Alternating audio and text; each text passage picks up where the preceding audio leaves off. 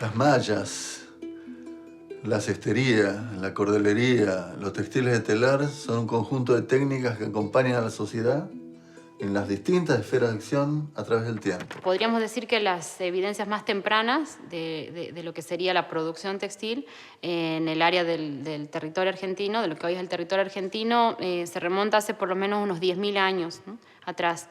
Y se relaciona con lo que llamamos como grupos con economía cazadora-recolectora.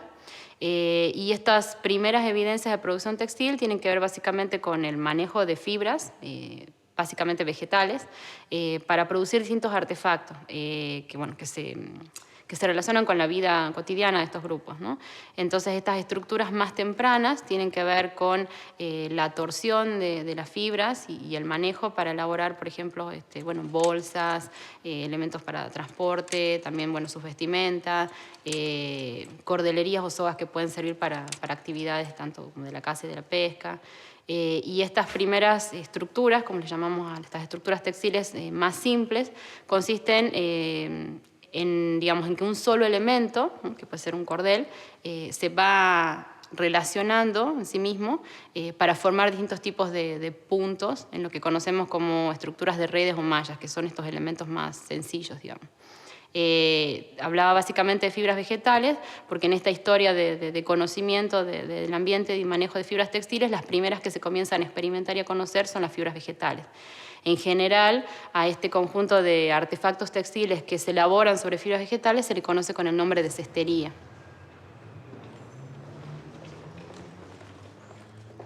Hey, Juan, ¿cómo te va? ¿Qué decís? Todo tranquilo. ¿Usted la viste a Sole? Sole estaba arriba preparando unas muestras de textil en el estudio, ¿puede ser? Bueno, voy a la biblioteca, después la busco. Bueno, nos vemos. Yo estoy saliendo de campaña, así que nos vemos a la vuelta. Buenísimo, che. Cuídate. Buen viaje. Gracias.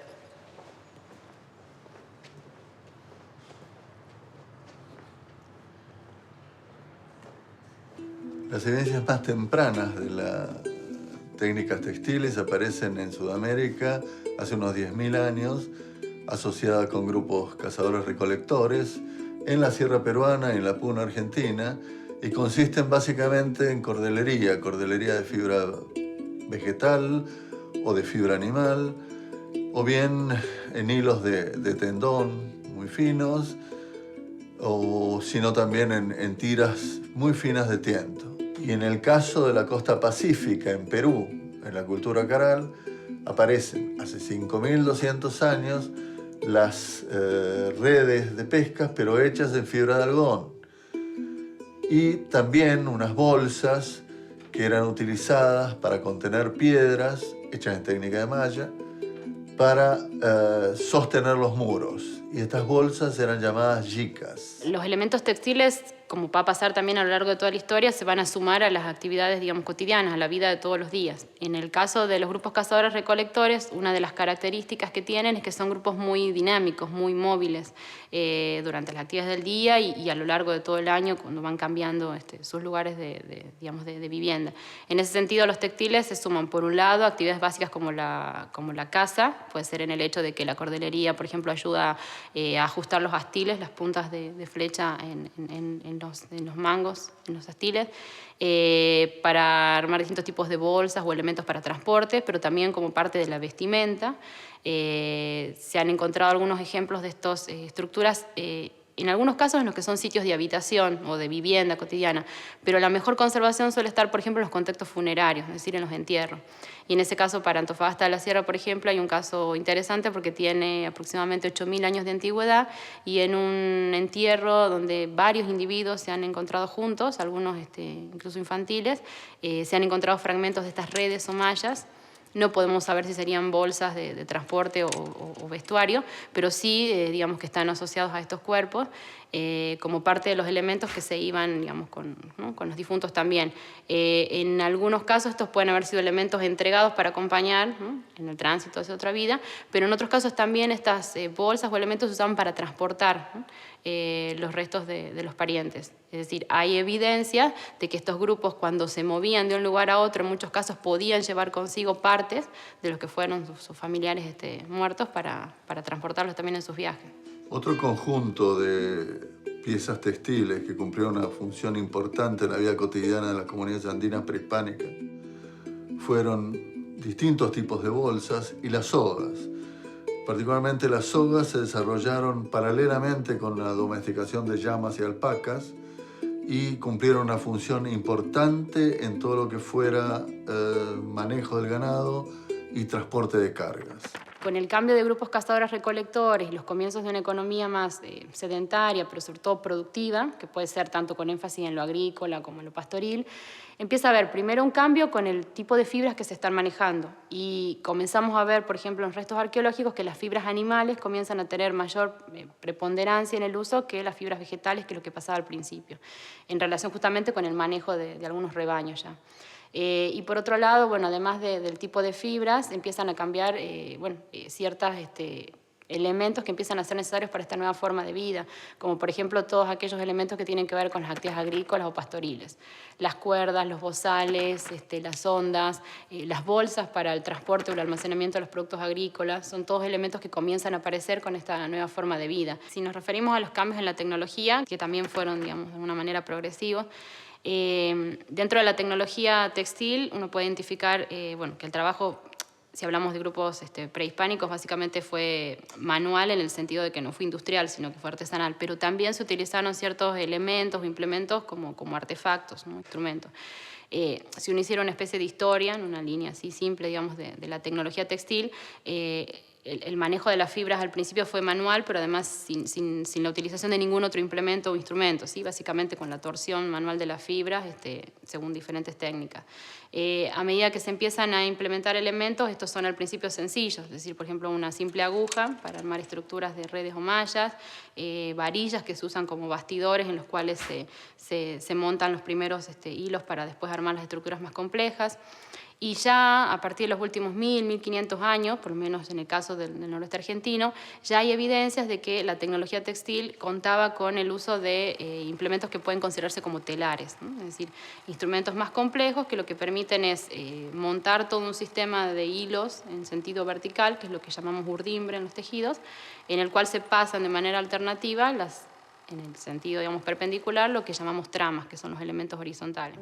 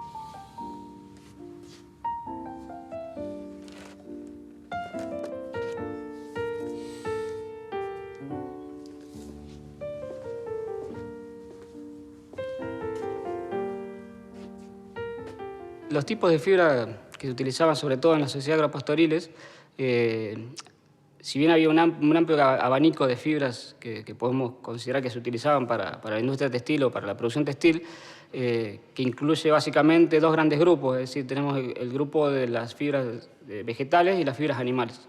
¿Sí? De las vegetales hay registros de algodón, sobre todo temprano, de 2.500 años antes del presente, en la costa peruana, y en el caso del NOA ya se introduce más con la conquista, en tiempos hispánicos sobre todo.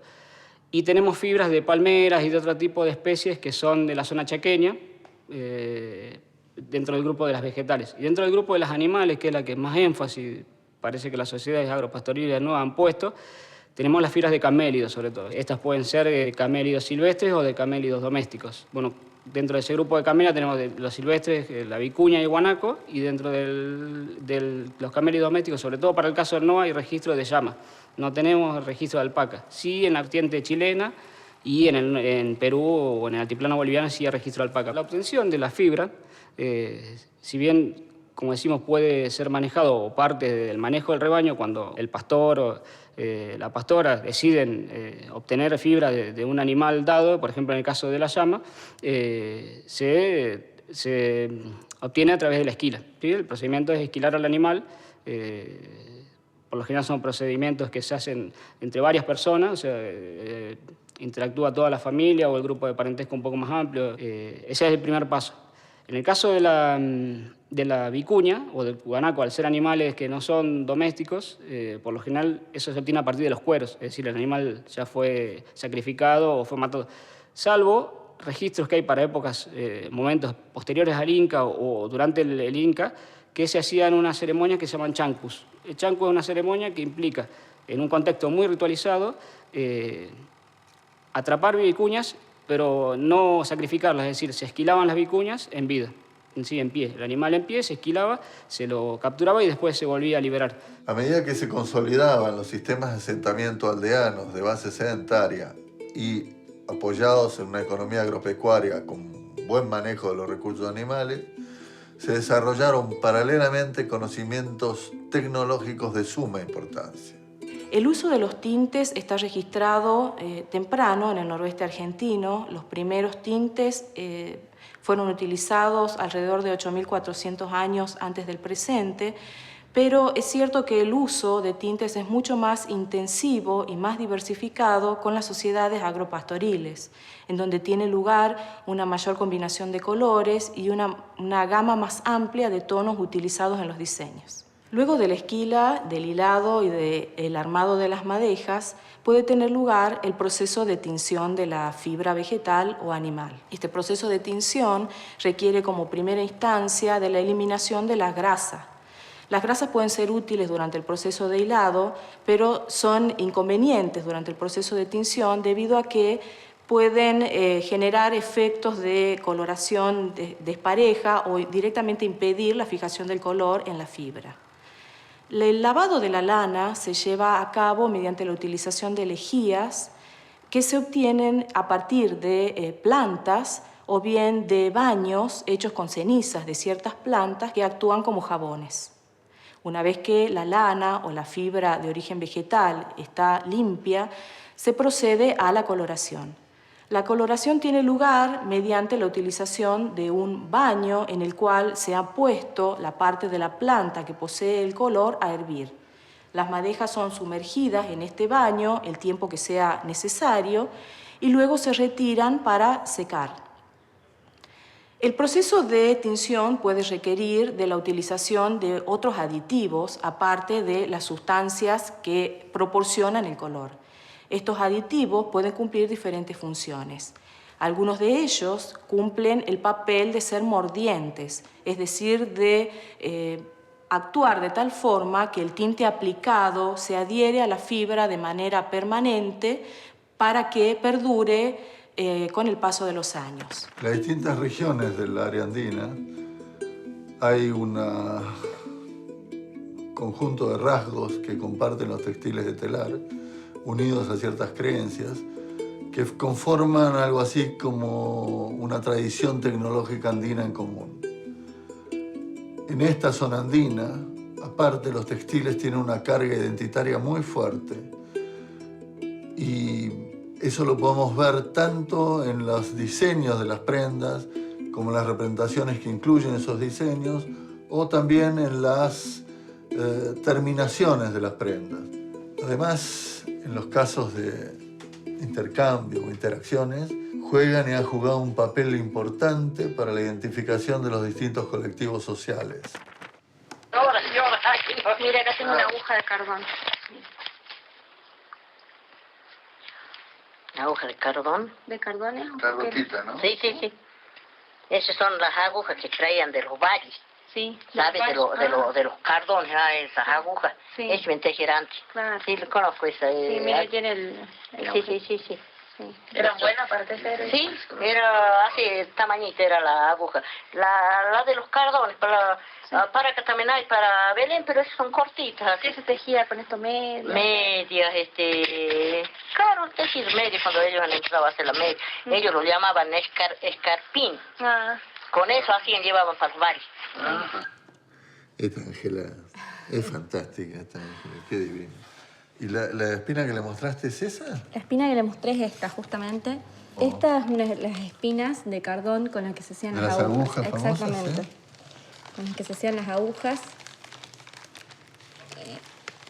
que se traían de los valles, incluso ya nombra a Belén. Es muy interesante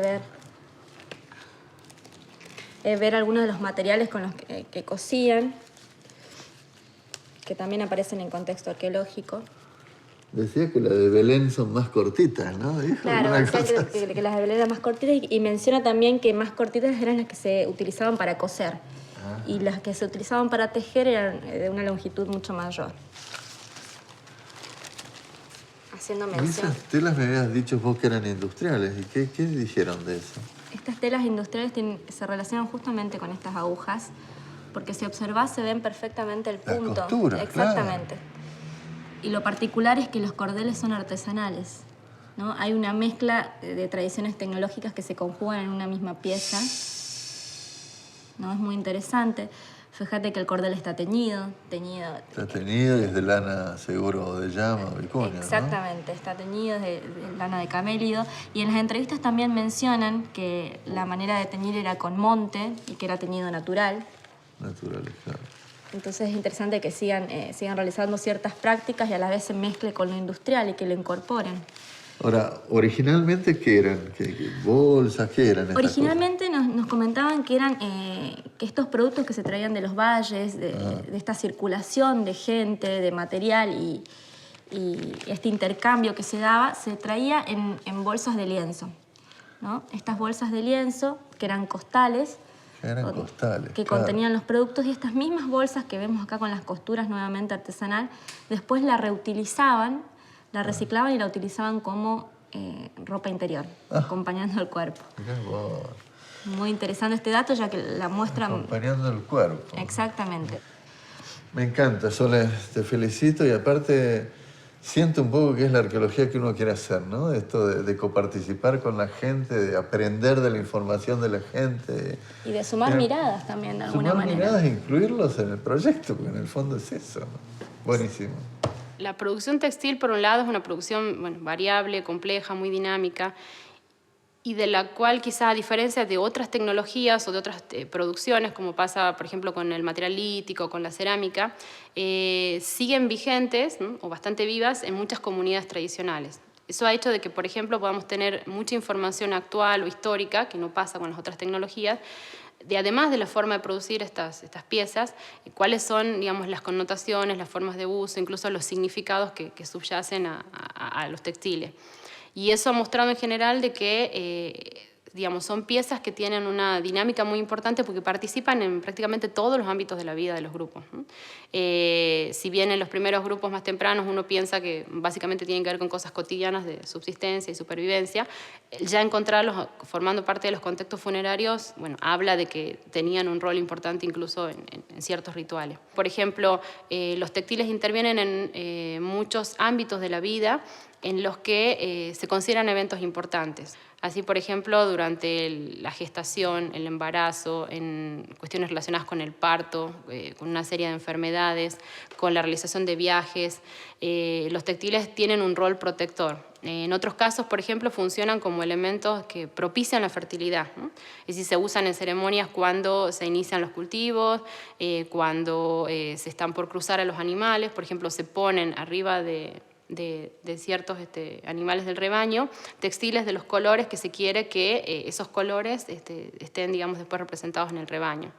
Es decir, como que tienen un poder de transmisión de ese atributo a los animales. Pero, por ejemplo, también se utilizan para, cuando se inaugura una casa, se cuelgan de los techos o se entregan a las parejas que recién se casan en sentido justamente de propiciar esa fertilidad. O se usan en ritos de adivinación, se usan para lo que son las ofrendas, lo que se llaman pagos a los cerros tutelares, en los viajes.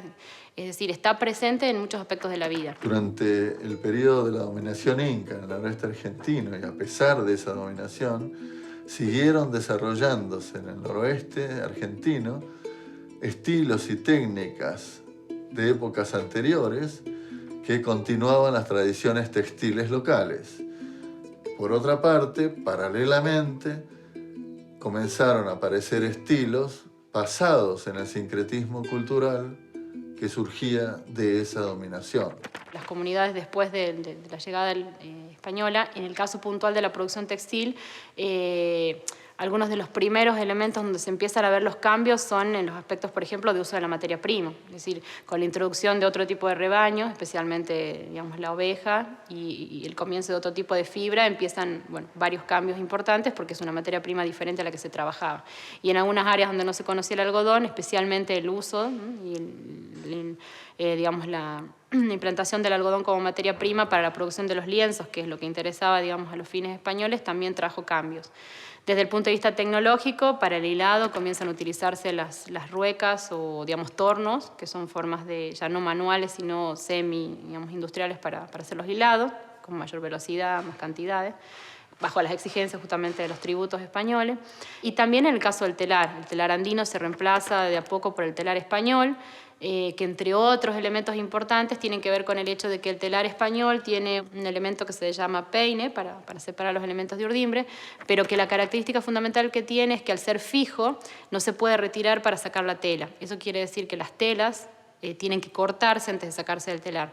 Y ese es un cambio importante porque justamente las telas andinas no se cortan por esta noción de que son seres vivos que tienen su integridad. Entonces las telas comienzan a ser cortadas. Si hablamos de elementos de continuidad, se registran muchos todavía en algunos lugares. Y algunas comunidades continúan con su forma tradicional en cuanto al manejo de fibra de camélido, al hilado manual usando el uso de mano, se siguen usando los telares andinos tradicionales.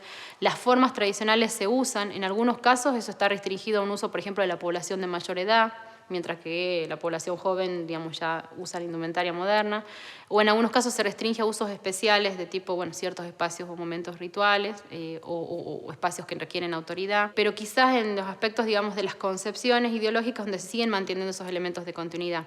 Por ejemplo, en algunos lugares se sigue diciendo que una mujer que está embarazada no puede hilar, porque existe la noción de que cuando se enrolla el hilo, el bebé también puede enrollarse en la panza. Por eso también los hilos se usan, torciéndolos en su forma inversa para desenroscar al bebé o ayudar en problemas del parto.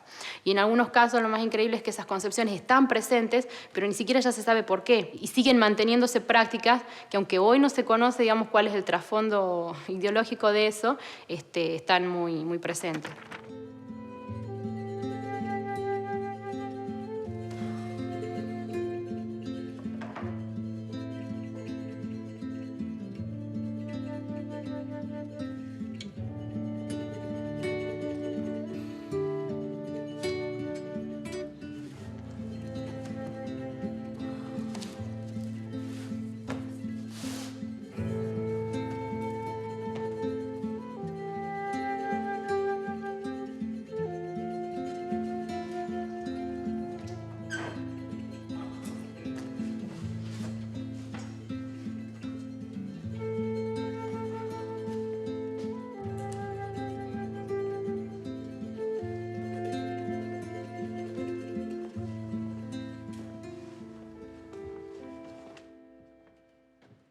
Yo creo que, a pesar de los cambios sufridos por las comunidades del noreste argentino, incluido dominio español, la tecnología textil es la que mayor cantidad de elementos ha mantenido con respecto a las prácticas de las comunidades originarias.